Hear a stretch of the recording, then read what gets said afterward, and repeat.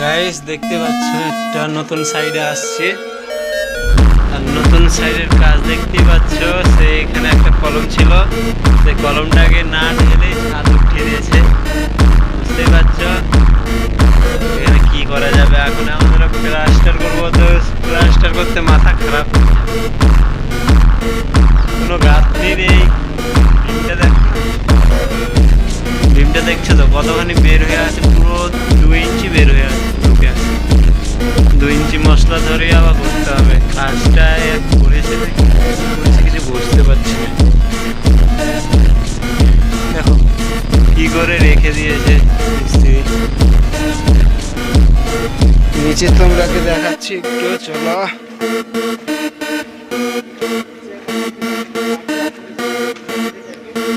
কাজ হলো, দেখো ওয়ালটা, দেখো ওয়ালটা